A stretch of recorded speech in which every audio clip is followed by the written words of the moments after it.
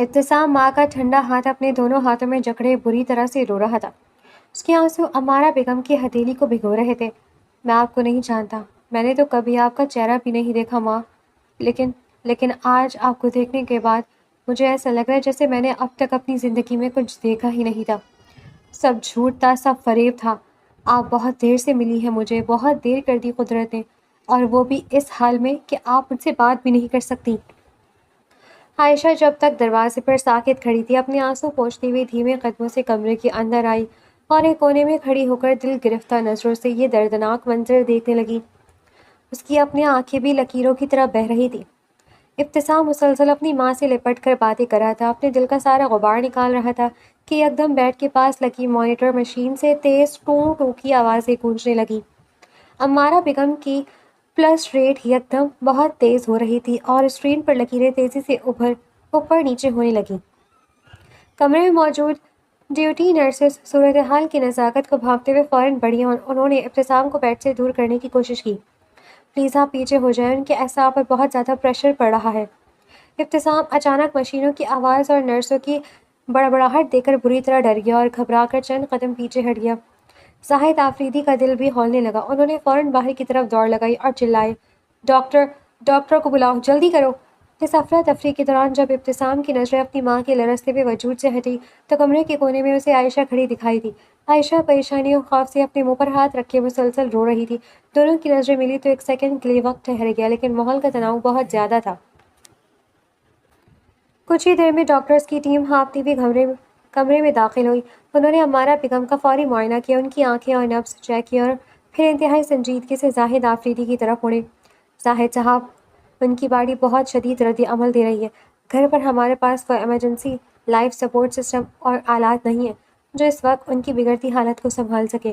ہمیں انہیں فوراً ہسپتال شفٹ کرنا ہوگا۔ 1 منٹ کی بھی تاخیر خطرناک ہو سکتی ہے۔ ڈاکٹر کی سخت ہدایت پر زاہد آفریدی نے بنا کوئی وقت ضائع کیے ایمبولینس کا بندوبست کیا۔ چند ہی منٹوں میں امارہ بیگم کو اسٹریچر پر ڈال کر ہسپتال منتقل کرنے کے لیے گاڑی کی طرف لے جایا جانے لگا، جبکہ ابتسام اور عائشہ اسی کمرے میں کھڑے بے بسی سے اپنی ماں کو دوبارہ خود سے دور جاتا دیکھ رہے تھے۔ اسپتال کی ICU کے باہر آفریدی خاندان کے دل مٹھیوں میں بند ہوئے تھے۔ ڈاکٹرز اندر امارہ بیگم کو سنبھالنے میں مصروف تھے کہ اچانک معجزہ رونما ہو گیا۔ میڈیکل سائنس میں اسے ٹیکٹائل کوما اسٹیمولیشن یا جذباتی صدمے کے زیر اثر اعصاب کو یکدم بیدار ہونا کہتے ہیں، جب کسی اپنے قلم سے اس کی آواز یا 20 سال سے دل میں دبا کوئی گہرا جذبہ دماغ کے قلیوں کو جھنجھوڑ کر رکھ دیتا ہے۔ ابتسام کا رونا اور اس کا لمس امارہ بیگم کے لیے وہی محرک بن گیا تھا۔ کچھ ہی دیر بعد سینئر ڈاکٹر چہرے پر مسکراہٹ لیے باہر آئے اور انہوں نے زاہد آفریدی کو مطلع کیا کہ امارہ بیگم کو مکمل ہوش آ چکا ہے۔ ڈاکٹر نے ضروری ہدایت دی، مریضہ کو ابھی زیادہ ذہنی تناؤ یا شور شرابے سے دور رکھا جائے، اس لیے ایک ایک کر کے سب ان سے مل سکتے ہیں۔ اسی دوران ہسپتال کے کوریڈور میں تیز قدموں کی آواز گونجی۔ کبیر خان آفریدی اور میران آفریدی بھی اطلاع ملتے ہی وہاں پہنچ چکے تھے۔ دونوں کے چہروں پر اپنی ماں کے ہوش میں آنے کی خوشی اور حیرت صاف نمایاں تھی۔ سب باری باری اندر جا کر امارہ بیگم سے ملنے لگے۔ عائشہ، کبیر اور میرا نے باری باری اپنی ماں کو گلے لگایا، جنہوں نے 20 سال بعد اپنے جوان بچوں کے چہرے کو چھو کر دیکھا تھا۔ لیکن اس سارے منظر کے دوران ابتسام ICU کے ایک کونے میں کسی سہمے اجنبی بچے کی طرح دیوار سے پیٹھ ٹکائے خاموش ہی کھڑا تھا۔ اسے سمجھ نہیں آ رہا تھا کہ وہ اس ممتا پر اپنا حق کیسے جتائے۔ امارہ بیگم کی نظر اپنے بچوں کے ہجوم سے ہٹی اور کمرے کے آخری کونے میں کھڑے اس تنہا جوان پر جا کر ٹھہر گئی جس کی آنکھیں ان کے لیے رو رہی تھیں۔ ان کے لرزتے ہوئے لب کھلے۔ انہوں نے اپنے برابر بیٹھے شوہر کا ہاتھ تھاما اور انتہائی نقیب لرزتی ہوئی آواز پوچھا، زاہد، یہ میرا عابق ہے نا؟ بولو زاہد، یہ میرا بچہ ہے نا؟ زاہد آفریدی کے گلے میں جیسے الفاظ پھنس گئے۔ پچھتاوے اور جذباتی بہراؤ کی وجہ سے ان کے منہ سے کوئی جواب نہ نکل سکا۔ اپنے باپ کو خاموش دیکھ کر ابتسام نے خود اپنے اندر کی ساری جھجک کو پس پشت ڈالا۔ وہ دھیمے قدموں سے چلتا ہوا بیڈ کے قریب آیا۔ اس کی نظریں نم تھیں اور دل دھڑک رہا تھا۔ اس نے امارہ بیگم کے سامنے جھکتے انتہائی عقیدت اور محبت سے سر اسبات میں ہلا دیا۔ جی، میں ہی آپ کا عابق ہوں۔ اس کی سرگوشی کمرے میں گونجی۔ امارہ بیگم نے تڑپ کر اپنے کمزور ہاتھ اٹھائے اور ابتسام کا سر پکڑ کر اپنی سینے سے لگا لیا۔ انہوں نے شدت سے اپنی آنکھیں میچ لیں۔ ان کے حلق سے ایسی دردناک سسکیاں نکلی جو 20 سال کا سارا کرب جھلک آ رہی تھی۔ وہ روتے ہوئے پکار اٹھی، عابق، میرے بچے، میں نے اپنے بچوں کا बचपन खो दिया आबिद। मैंने तुम लोगों का वक्त नहीं देखा, मैंने तुम्हें जवान होते नहीं देखा। मैंने उठने में बहुत देर कर दी मेरे बच्चों, मुझे माफ़ कर दो। माँ की तरफ देखकर कमरे में मौजूद हर आंख अश्कबार हो गई। इब्तिसाम ने माँ के सीने की तपिश महसूस की। वो मजीद झुका और इंतहाई प्यार और नरमी से अमारा बेगम के माथे पर अपने लब रख दिए। उस एक लम्स ने 20 साल के सारे अधूरेपन को जैसे समेट कर रख दिया। कुछ दिन मजीद गुजर गए और हस्पताल के इस तवील तरीन सफ़र के बाद बिला आखिर अमारा बेगम डिस्चार्ज होकर अपने घर आफरीदी मेंशन वापस आ गई। 20 साल बाद घर की मलिका की वापसी पर पूरे बंगले में एक बार फिर पुरानी रौनकें बिखर गई थी।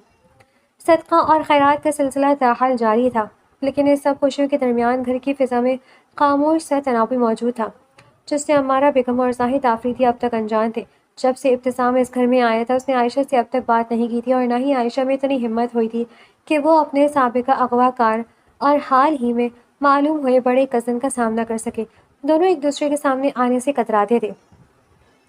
आज रात भी पूरा आफरीदी ख़ानदान खाने की बड़ी टेबल पर यकजा था। ज़ाहिद आफरीदी और अमारा बेगम वस्त में बैठे थे, जबकि उनके इर्द गिर्द उनके बच्चे मौजूद थे। बर्तनों की धीमी आवाज़ों के दरमियान खाना जारी था जब अमारा बेगम ने सब पर एक नज़र डाली और अचानक मुस्कुराकर पूछा, क्या तुम दोनों ने, यानी मीरान और कबीर, तुम लोगों ने वाकई अब तक शादी नहीं की? ये सवाल सुनते मीरान करने वाला तोड़ता हुआ हाथ हवा में रुक गया। उसके चेहरे पर एक लम्हे के लिए गहरी संजीदगी उभरी, लेकिन उसने खुद को संभालते धीमे से नफ़ी में सर हिला दिया। अमारा बेगम की मस्ताना नजरें उसी के चेहरे पर जमी हुई थी, जैसे वो माँ होने के नाते उसके दिल का हाल जानना चाह रही हो। फिर उन्होंने अपना रुख कबीर की तरफ किया तो कबीर ने भी संजीदगी से अपने लब खोले। जी अम्मी, हम में से किसी ने शादी नहीं की। अमारा बेगम के लबों पर ममता भरी मुस्कुराहट गहरी हो गई। तो फिर क्या इरादा है? क्या किसी को पसंद करते हो तुम लोग, या फिर मैं अपने तौर पर लड़कियां देखना शुरू करूं? खाने की टेबल पर चंद लम्हों के लिए खामोशी छा गई। कबीर ने कुछ लम्हे तवक्कुफ किया, जैसे वो अपने अंदर किसी फैसले को हतमी शक्ल दे रहा हो, और फिर सबसे पहले बोला, मैं एक लड़की को पसंद करता हूँ अम्मी, पर अभी वो इद्दत में है। कबीर की बात पर अमारा बेगम यकदम चौंकी। उन्होंने हैरत से पूछा, इद्दत में है मतलब? कौन है वो लड़की कबीर? कबीर ने मुख्तसर मगर वाज़ेह लहजे में बताया, उसका ससुराल बहुत जालिम था अम्मी, इसलिए उसे तलाक हो गई। वो एक मासूम बच्चे की माँ है, पर बहुत भोली और सीधी है। कबीर का एतराफ़ सुनकर अम्मारा बेगम कुछ देर के लिए बिल्कुल खामोश हो गई, जैसे वो इस सच्चाई को हज़म कर रही हो। फिर उन्होंने अपनी नज़रें मीरान की जानिब घुमाई। और तुम मीरान? मीरान ने नज़रें उठाकर इस बात में सर हिलाया और धीमी आवाज़ में बोला, मैं भी एक लड़की को पसंद करता हूँ अम्मी, पर वह भी रज़ामंद नहीं है। जब वो मान जाएगी तब मैं सबसे पहले आपको इससे मिलवाऊंगा। अम्मारा बेगम ने नफ़ी में सर हिलाते हुए गहरी सांस ली, जैसे वो अपने बेटों के अनोखे फैसलों पर हैरान हो रही हो। और आखिर में उन्होंने अपने सबसे बड़े बेटे यानी इब्तिसाम की जानब मोहब्बत से देखते हुए पूछा, तुम बताओ आबिद, तुम्हें भी कोई पसंद है? अम्मारा बेगम के इस अचानक सवाल पर इब्तिसाम ने चौंक कर अपनी नजरें उठाई और लाशौरी तौर पर टेबल के दूसरे कोने में बैठी आयशा की तरफ देखा। बिल्कुल इसी लम्हे आयशा ने भी बेख्तियार निगाह उठाकर इब्तिसाम को देखा। दोनों की नज़रें तड़प कर एक दूसरे से मिली। माजी की तलखियाँ, एहसानात और रिश्तों का उलझाव उनकी आंखों में लहराया और दोनों ने ही खौफ और घबराहट में फ़ौरन अपनी नज़रें झुका ली। उनकी नज़रों का पुरस्रार तबादला जहाँ अम्मारा बेगम ने नोट किया, वहीं ज़ाहिद आफरीदी की गहरी और पारख नज़रों से भी मख्फी ना रह सका। इब्तिसाम ने अपने दिल की धड़कनों को काबू करते हुए साफ लहजे में कहा, नहीं अम्मी, मैं किसी को पसंद नहीं करता। ये सुनकर अमारा बेगम के चेहरे पर पुरकशिश मुस्कुराहट उभर आई। वो खुश होकर बोली, मुझे ये सुनकर बहुत खुशी हुई आबिद, क्योंकि मेरी हमेशा से यह ख्वाहिश थी कि मेरी बड़ी बहू मेरी अपनी पसंद से इस घर में आए। अब ऐसा करते हैं कि हम आयशा की शादी के साथ ही आबिद की दुल्हन को भी ब्याह कर इस घर में ले आएंगे। दोनों शादियाँ एक साथ होंगी। अमारा बेगम की बात पर आयशा और इब्तिसाम के दिल जैसे सीने में उछल पड़े, लेकिन दोनों खामोश रहे। इसके बाद टेबल पर दूसरी आम घरेलू बातों का आगाज़ हो गया और इसी गपशप के दरमियान सबने दिल जमी से खाना ख़त्म किया। रात के पिछले पहर पूरा अफरीदी मैंशन गहरी नींद की आगोश में था, लेकिन आयशा की आंखों से नींद कोसों दूर थी। वो अपने कमरे की मध्यम लाइट बंद करके खिड़की के पास खड़ी थी। बाहर लॉन में रात का अंधेरा फैला हुआ था। और ठंडी हवा के झोंके चल रहे थे। आयशा की नज़रें लॉन में बने वॉक वे पर जमी हुई थी, जहाँ इब्तिसाम उसका सफ़ेद कुर्ते पजामे में मलबूस सर झुकाए बेचैनी से टहल रहा था। वो भी शायद अपने अंदर मचलने वाले तूफान की वजह से सो नहीं पा रहा था। عائشہ کھڑکی کے پردے کی اوٹ سے یک ٹک اسے دیکھی جا رہی تھی۔ اس کے ذہن میں وہ سارے منظر گھوم رہے تھے جب یہی شخص اس کا اغوا کار تھا اور پھر کسی طرح اس نے اپنی جان پر کھیل کر اسے میرب کے جنگل سے بچایا تھا۔ ابتسام ٹہلتے ٹہلتے اچانک رکا جیسے اسے اپنے اوپر کسی کی نظروں کا احساس ہوا ہو۔ اس نے سر اٹھایا اور سیدھا عائشہ کے کمرے کی کھڑکی کی جانب دیکھا۔ جیسے ہی اس کی تیز نظریں کھڑکی کی طرف اٹھی، عائشہ کا دل جیسے گرج کر بند ہو گیا۔ وہ گھبرا کر فوراً پردے کے پیچھے ہو گئی اور دیوار سے پشت کر ٹکا کر کھڑی ہو گئی۔ اس کے دل کی دھڑکنیں اس کے سینے میں ہتھوڑے کی طرح بج رہی تھی۔ اس نے شدت سے اپنی آنکھیں میچ لیں۔ وہ وہیں کھڑی دل ہی دل میں خود کو کوسنے لگی۔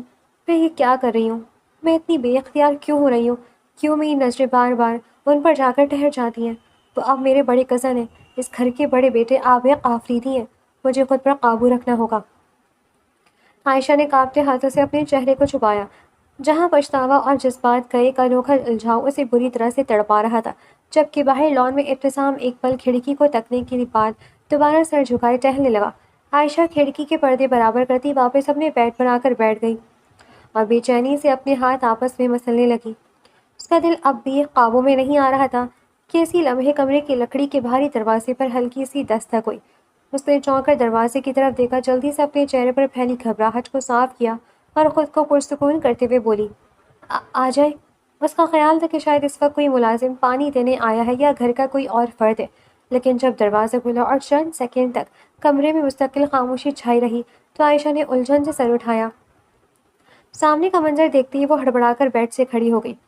دروازے کے بیچوں بیچ سفید کرتے پاجامے میں ملبوس ابتسام کھڑا تھا۔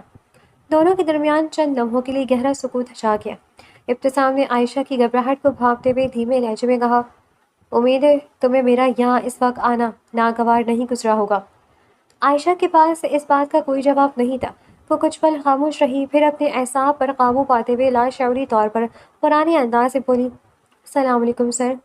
اس کے منہ سے لفظ سر سن کر اور اس کے گھبرائے انداز کو دیکھ کر ابتسام کے لبوں پر ہلکی سی بے ساختہ سی مسکراہٹ ابھر آئی۔ وہ بھولا نہیں تھا کہ کچھ دن پہلے تک وہ اس کا یونیورسٹی پروفیسر تھا۔ عائشہ نے اپنی اوڑھنی کو درست کرتے ہوئے پوچھا، آپ یہاں اس وقت کیسے؟ عائشہ کے سوال پر ابتسام کے چہرے کی مسکراہٹ غائب ہو گئی اور وہ یکدم سنجیدہ ہو گیا۔ اس نے گہرا سانس لیا اور عائشہ کو قریب آتے ہوئے بولا، معافی مانگنے آیا ہوں۔ عائشہ نے دل کی دھڑکنوں کو چھپاتے ہوئے انجان بننے کی کوشش کی۔ کس چیز کی معافی سر؟ ابتسام نے اس کی آنکھوں میں جھانکا۔ اس کے لہجے میں اب استاد والا روپ نہیں تھا، پچھتاوے کی گہرائی تھی۔ تم اچھی طرح جانتی ہو عائشہ کہ کس چیز کی معافی۔ میں نے ماضی میں تمہارے ساتھ بہت زیادہ زیادتی کی ہے۔ ایک وقت تھا جب میری وجہ سے تمہاری جان تک جا سکتی تھی۔ میری وجہ سے تم نے وہ جسمانی اور ذہنی اذیت سہی ہے جو شاید کوئی اور برداشت نہ کر پاتا۔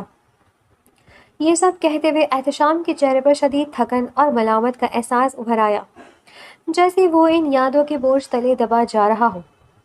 اس نے نم آلود نظروں سے عائشہ کو دیکھا اور التجا کرتے ہوئے کہا، عائشہ میری معافی قبول کر لو تاکہ میرے بے سکون دل کو تھوڑا سکون آ جائے۔ وہ یہی سمجھا تھا کہ عائشہ کی طرف بے تحاشا کھینچنا یا اٹریکٹ ہونا شرمندگی اور ملال کی وجہ سے تھا۔ عائشہ نے اس کے چہرے پر لکھی ندامت کو دیکھا۔ وہ جانتی تھی کہ ابتسام خود ایک بدترین فریب کا شکار رہا تھا۔ اس نے دھیرے سے سر ہلایا اور نرمی سے کہا، میں نے آپ کو دل سے معاف کیا۔ معافی کا سن کر ابتسام کے چہرے پر تسلی کے کچھ آثار نمایاں ہوئے۔ وہ چند لمحے خاموشی سے عائشہ کے معصوم چہرے کو دیکھتا رہا تھا، پھر ہلکا سا سر ہلا کر جیسے ہی کمرے سے نکلنے کے لیے مڑا، عائشہ کی آواز نے اس کے قدم وہیں روک دیے۔ شکریہ، عائشہ نے پیچھے سے کہا۔ ابتسام نے حیرت سے مڑ کر اسے دیکھا۔ شکریہ کس لیے؟ عائشہ نے ہلکے سے اپنے کندھے اچکائے اور مبہم سی مسکراہٹ کے ساتھ بولی، آپ جانتے ہیں کس لیے؟ ابتسام نے الجھن سے نفی میں سر ہلا دیا۔ میں واقعی نہیں جانتا عائشہ، تم کس چیز کا شکریہ ادا کر رہی ہو؟ عائشہ نے گہرا سانس لیا۔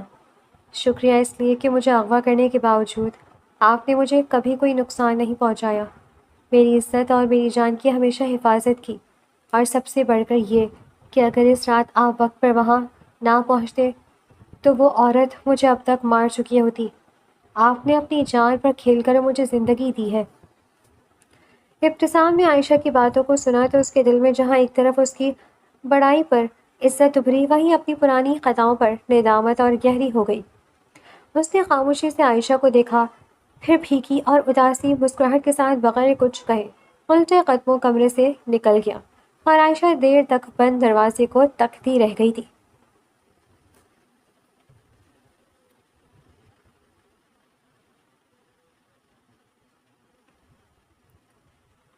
ابتسام نے عمارہ بیگم کے کمرے کی چوبی دروازے پر دھیمی سے دستک دی اور ہاتھ میں گرم سوپ کا باؤل لیے اندر داخل ہوا۔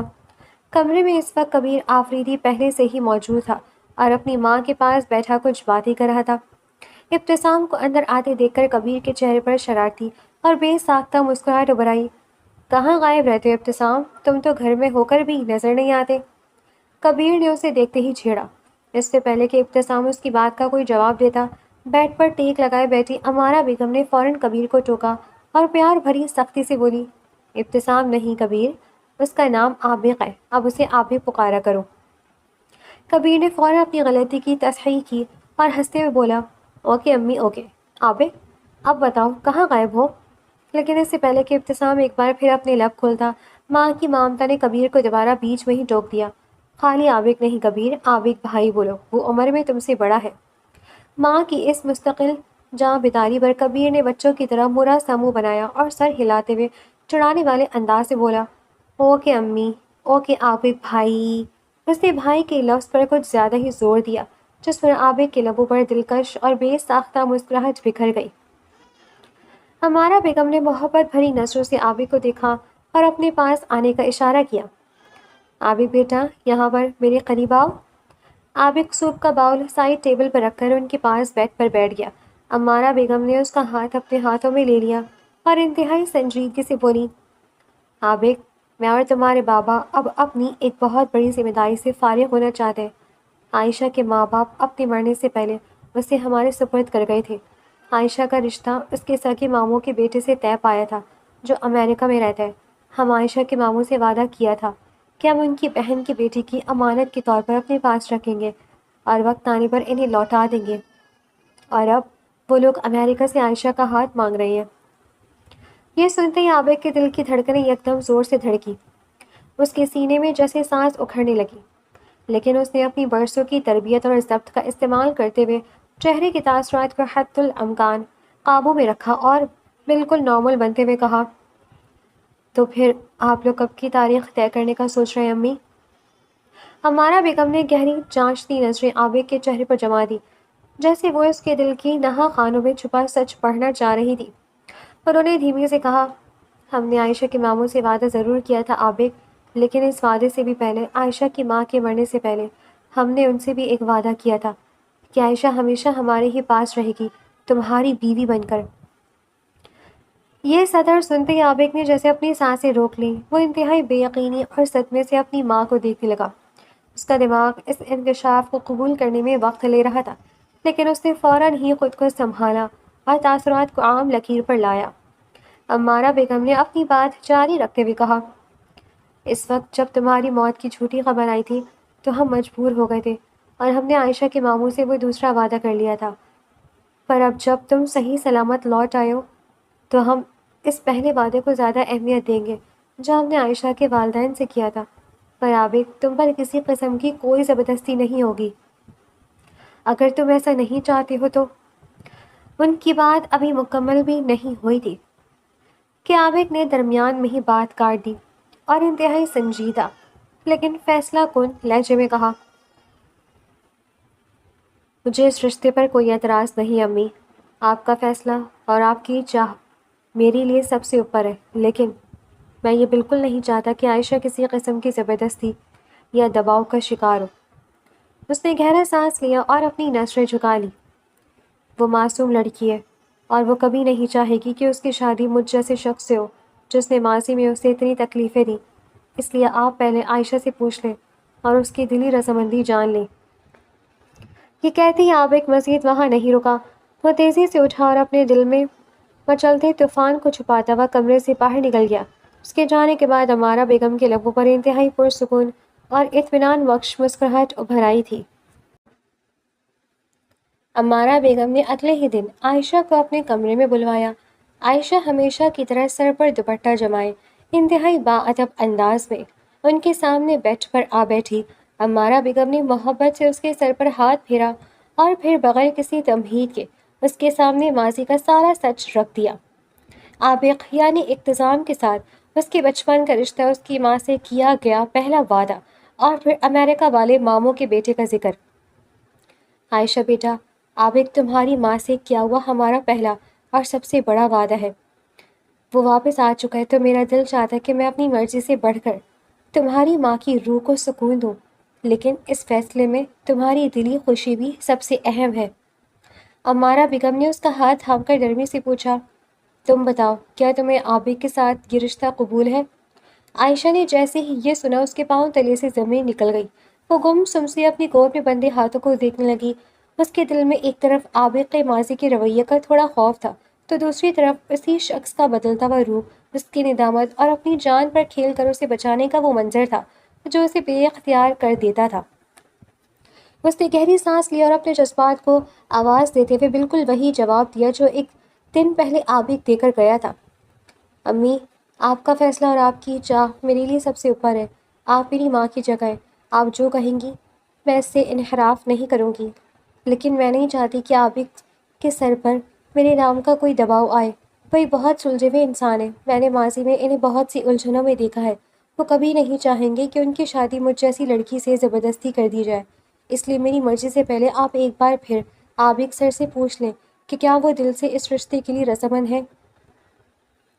عائشہ کا یہ جواب عمارہ بیگم کے کمرے کے ادھ کھلے دروازے پہ کھڑے عابق کے کانوں میں پڑا، جو اتفاق سے اپنی ماں کے پاس کسی کام سے آیا تھا۔ عائشہ کے منہ سے اپنے لیے وہی فکر اور وہی الفاظ سن کر عابق کا دل سینے میں زور سے دھڑکا۔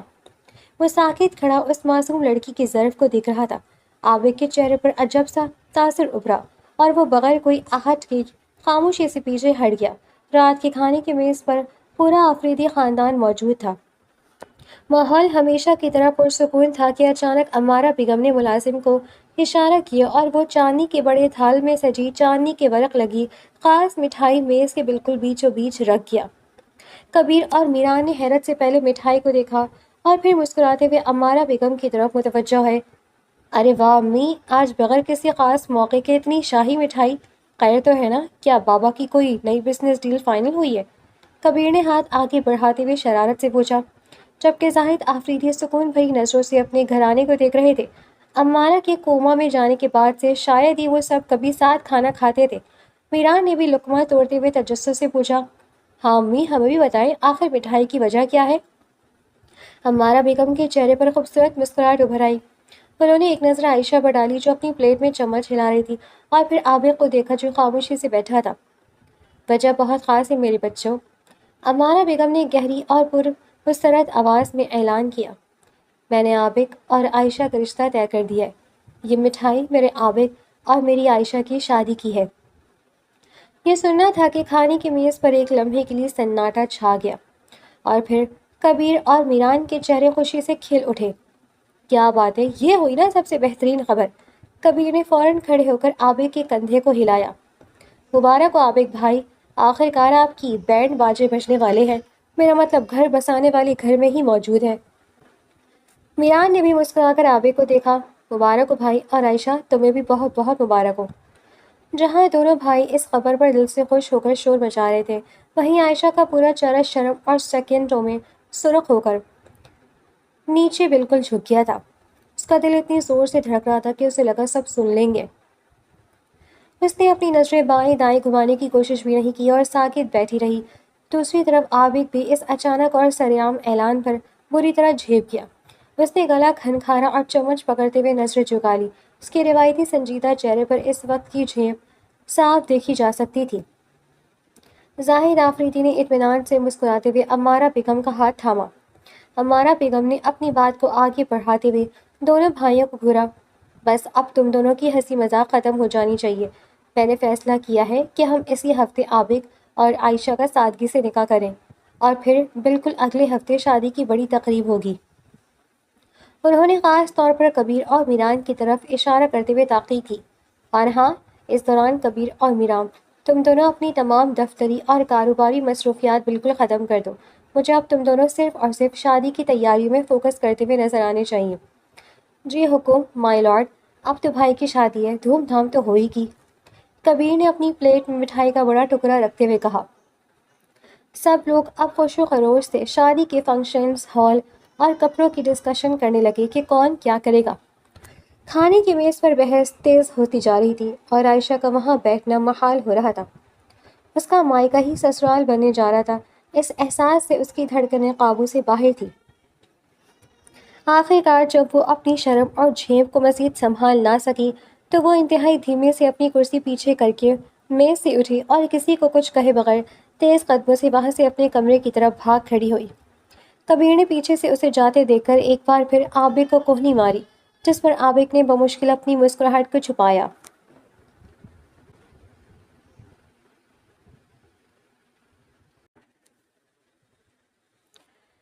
دن گزرتے گئے لیکن فاطمہ کی تمام تر لاشعوری کوششوں کے باوجود میران شاہ کا رویہ نہ بدلا۔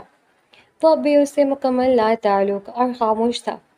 بات صرف خاموشی تک رہتی تو شاید فاطمہ برداشت کر لیتی، لیکن اب میران کا گھر آنا بھی کم ہو گیا تھا، اور جب آتا تو بہت دیر سے لوٹتا۔ دونوں کے درمیان دیواریں مزید اونچی ہو چکی تھی۔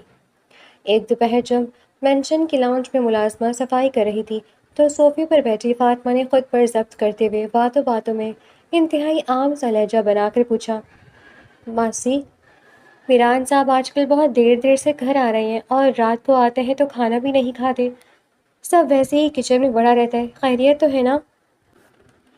ملازمہ نے ہاتھ میں پکڑا کپڑا روکا اور اس کے چہرے پر مسکراہٹ ابھر آئی۔ ارے فاطمہ بی بی، آپ کو نہیں معلوم، اللہ نے بڑا کرم کیا ہے، میران صاحب کی امی کو خیر سے ہوش آ گیا ہے نا، اس لیے چھوٹے شاہ صاحب اب زیادہ تر وقت ہسپتال میں اور اپنی امی کے پاس ہی گزارتے ہیں۔ وہ خوشی چھپائے بغیر بولی تھی۔ یہ سنتی فاطمہ کے ہاتھ سے کتاب چھوٹتے چھوٹتے بچی۔ وہ بری طرح چونک گئی۔ میران کی میران کی امی بھی ہیں؟ فاطمہ نے حیرت سے آنکھیں پھاڑ کر پوچھا۔ لو جی، آپ کو یہ بھی نہیں پتا؟ ملازمہ نے حیرانی سے اپنی گال پر ہاتھ رکھا اور بولی تھی۔ فاطمہ نے دھڑکتے دل کے ساتھ دھیرے سے نفی میں سر ہلا دیا تھا۔ وہ میران شاہ کے بارے میں کچھ بھی نہیں جانتی تھی، سوائے اس کے کہ وہ ایک اسمگلر ہے اور اس کی ایک بہن عائشہ ہے۔ خالی امی نہیں بی بی، میران صاحب کے ابو بھی ہیں، ایک بڑے بھائی بھی ہیں، اور عائشہ بی بی تو خیر بہن ہی ہے ہی، ان کی پورا بھرا پورا خاندان ہے ان کا۔ ملازمہ نے ادھر ادھر دیکھا اور تھوڑا قریب ہو کر بولنے لگی تھی۔ وہ لوگ کہاں رہتے ہیں؟ فاطمہ نے بے صبری سے پوچھا۔ اس کے اندر تجسس کی ایک لہر جاگی تھی۔ وہ سب شہر سے دور ان کی خاندانی حویلی میں رہتے ہیں، ملازمہ نے بتایا۔ اور سچ پوچھو تو آج کل وہاں پیر رکھنے کی جگہ نہیں ہے، بڑی رونقیں لگی ہوئی ہیں حویلی میں، شادی کی تیاریاں جو چل رہی ہیں۔ شادی؟ کس کی شادی؟ فاطمہ نے الجھ کر پوچھا۔ میران صاحب کے بڑے بھائی کی، ملازمہ نے جواب دیا اور پھر اپنے ہاتھ کا پوچھا سائڈ پر رکھ دیا۔ انتہائی رازداری سے فاطمہ کے بالکل قریب صوفے کے پاس بیٹھ گئی۔ فاطمہ بی بی، آپ بہت معصوم ہو، سچی بات تو یہ کہ آپ دنیا داری سے بالکل بے خبر ہو، میں آپ کو ایک بہن ہونے کے ناطے ایک مشورہ دوں۔ اس نے ارد گرد نظریں دوڑائیں کہ کوئی سن نہ لے اور دھیمی آواز میں بولی۔ فاطمہ نے الجھن اور تشویش سے ملازمہ کو دیکھا۔ کیا مشورہ؟ میری سگی بہن میران صاحب کی اسی خاندان حویلی میں بہت پرانی ملازمہ ہے، اس نے مجھے فون پر بتایا کہ میران صاحب نے آپ سے جو یہ شہر میں چھپ کر شادی کی ہے نا، اس کا اب تک حویلی میں کسی کو کچھ نہیں بتایا، وہاں کسی کو کانوں کان خبر نہیں ہے کہ چھوٹے شاہ صاحب نکاح کر چکے ہیں۔ اور تو اور بہن کہہ رہی تھی کہ بڑے بھائی کی شادی جیسے ہی ختم ہوگی، بڑی بیگم میران صاحب کی شادی کے لیے اپنی برادری میں لڑکی بھی پسند کر رکھی ہے، وہ ان کی شادی دھوم دھام سے وہاں کریں گی۔ ملازمہ نے مزید آواز دھیمی کر لی تھی۔ یہ سنتے ہی فاطمہ کے پیروں تلے سے زمین نکل گئی، اس کے دل جیسے سینے میں ہی وہیں رک گیا۔ ملازمہ نے اس کا زرد پڑتا چہرہ دیکھ کر ہمدردی سے اس کا ہاتھ تھاما۔ بی بی، کہیں ایسا نہ ہو کہ آپ کی زندگی خراب ہو جائے، مردوں کا کیا ہے، وہ تو دوسری کر لیں۔ میری مانو تو کوئی نہ کوئی کوشش کر کے میران صاحب کے ساتھ ضد پکڑو اور ان کے ساتھ اسی خاندانی حویلی چلی جاؤ، وہاں سب کے سامنے جاؤ گی تو کوئی آپ کا حق نہیں مار سکے گا۔ ملازمہ کی ایک ایک بات فاطمہ کے کانوں میں پگھلے ہوئے شیشے کی طرح اتر رہی تھی۔ اس کا چہرہ آہستہ آہستہ گہرے اندھیرے تلے چھپنے لگا۔ ایک عجیب سا خوف، صدمہ اور اس سے کہیں زیادہ شدید غصہ اس کے اندر لاوی کی طرح ابلنے لگا۔ میران شاہ نے اسے یہاں لا کر زبردستی نکاح کر کے اب ایک رکھیل کی طرح چھپا کر رکھا ہوا تھا، اور وہ وہاں کسی اور سے شادی کی تیاریاں کر رہا تھا۔ وہ بنا کوئی جواب دیے خاموشی سے صوفے سے اٹھی اور بھوجل لرزتے قدموں سے چلتی ہوئی اپنے کمرے میں آ گئی۔ کمرے کا دروازہ بند کرتے ہی اس کی آنکھیں گرم آنسو تیرنے لگے۔ وہ شرمندگی، بے بسی اور شدید ترین غصے کی گرفت میں تھی۔ عمران خان آفریدی نے اس کی ذات کو اتنے سستے داموں ادھر ایک کونے میں ڈال دیا تھا کہ اپنے گھر والوں کو بتانا بھی گوارا نہیں سمجھا۔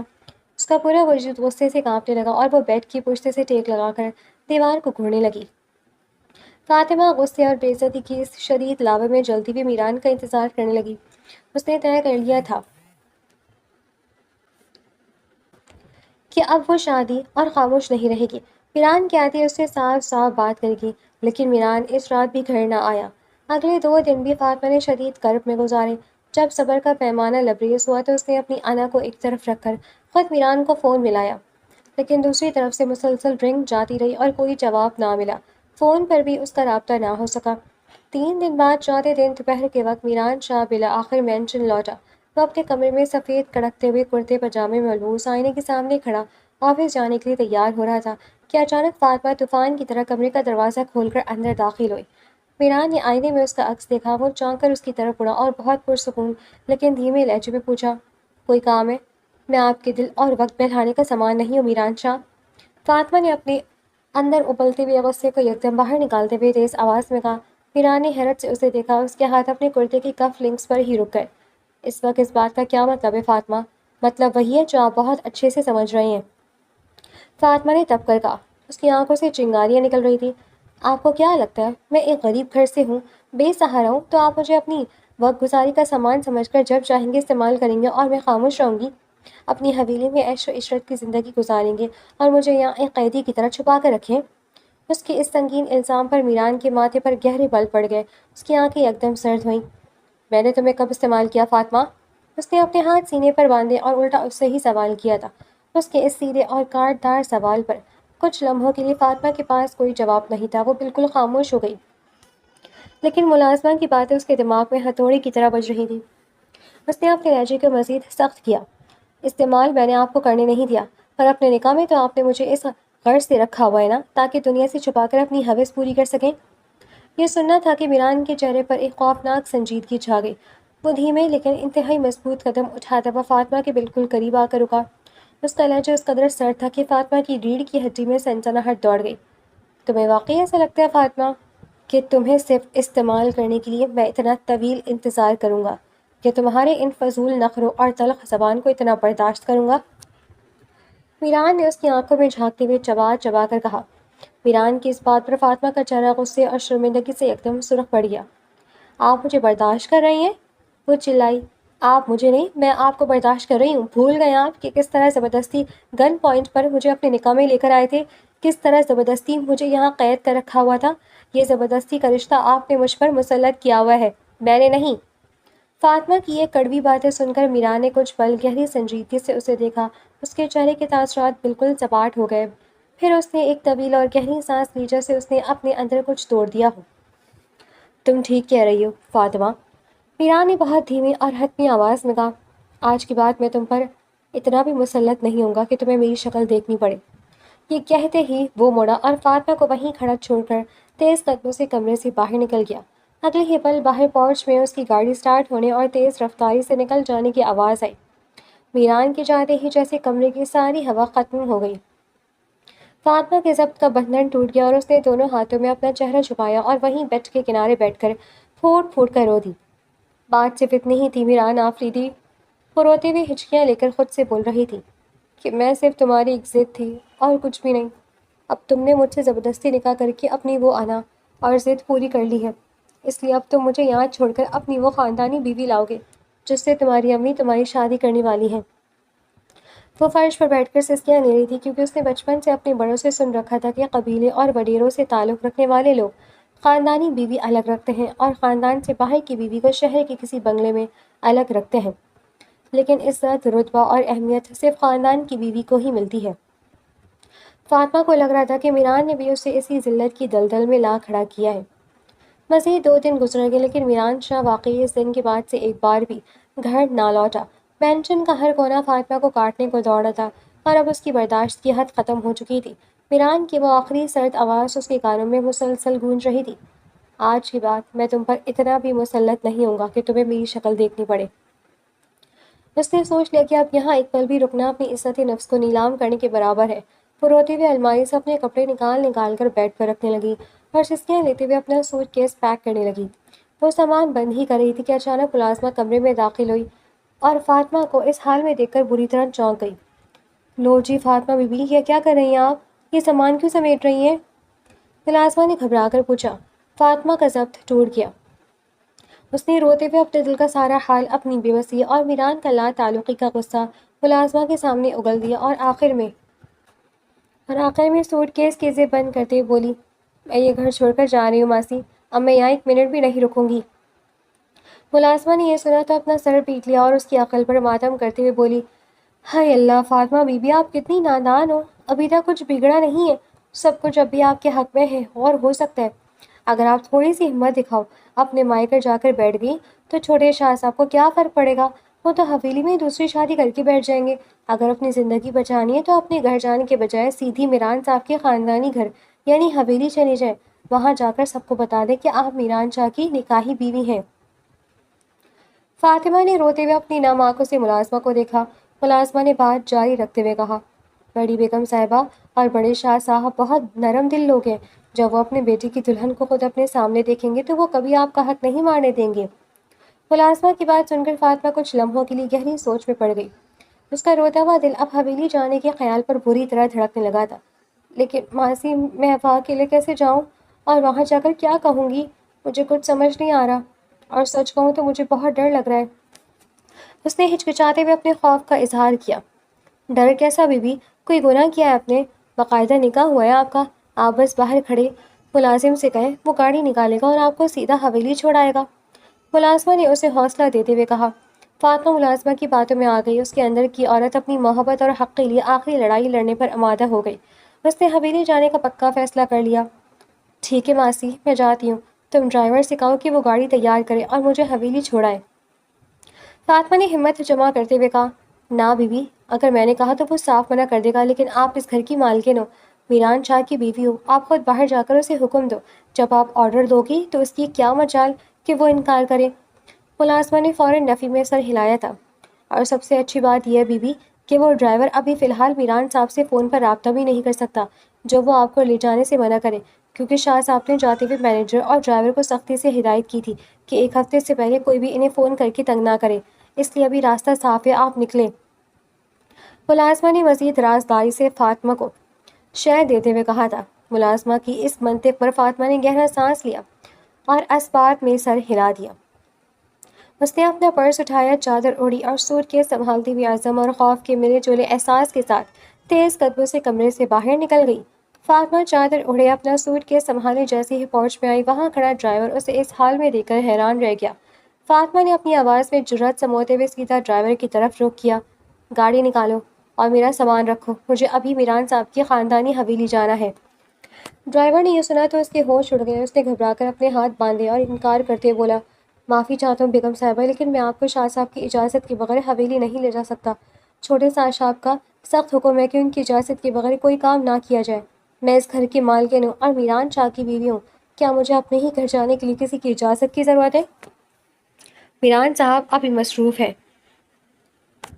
اور مجھے حویلی پہنچنا ضروری ہے۔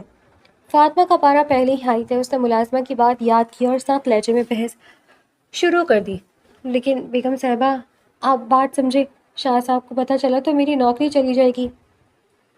ڈرائیور نے بے بسی سے منت کی اور جیب سے موبائل نکالنے لگا کہ شاہ صاحب کو فون کرے۔